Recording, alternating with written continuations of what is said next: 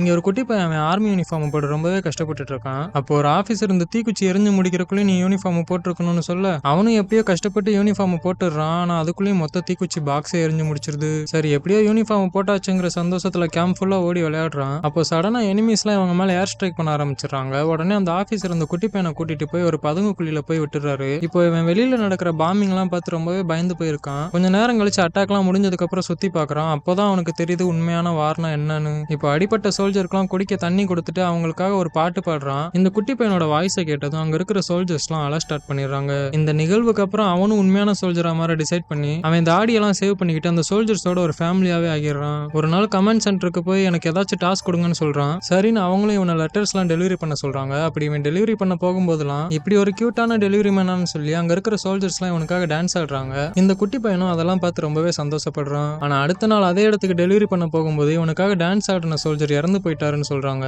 உடனே அவனோட தொப்பியை கலட்டி அவருக்காக மரியாதை செலுத்திட்டு அங்க இருந்து அமைதியா கிளம்பிடுறான். இப்போ இவன் ரோந்து பணியில இருக்கிறான். அப்போ புல்லுக்கு நடுவுல யாரோ ஒளிஞ்சிருக்கத நோட் பண்ணிடுறான். உடனே கமாண்டிங் ஆபீசர்ட்ட போய் சொல்றான். ஃபர்ஸ்ட் அவர் இவனை நம்ப மாட்டேங்கிறாரு. இவன் இவ்வளவு சீரியஸா இருக்கானங்கிறத பார்த்து அவரும் சரின்னு போய் செக் பண்றாரு. பார்த்தா அங்க நிஜமாவே 2 எனிமி சோல்ஜர் ஒளிஞ்சிருக்காங்க.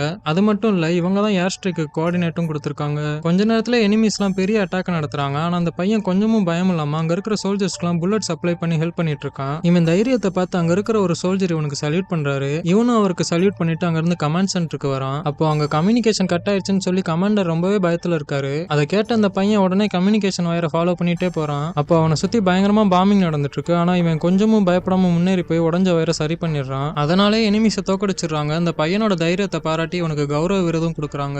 இதெல்லாம் நடக்கும்போது இந்த பையனுக்கு வெறும் 6 வயசு தான். இது வெறும் படம் தானு கேட்டீங்கன்னா அதான் இல்ல. வேர்ல்டு வார் 2ல ஜெர்மனிக்கு எதிராக ரஷ்யாவை சேர்ந்த ஒரு குட்டி பையன் சண்டை போட்ட உண்மை கதை தான் இது. நம்ம நாட்டுக்காக நீங்க எப்படி சண்டை போடுவீங்களான்னு கமெண்ட் பண்ணிருங்க.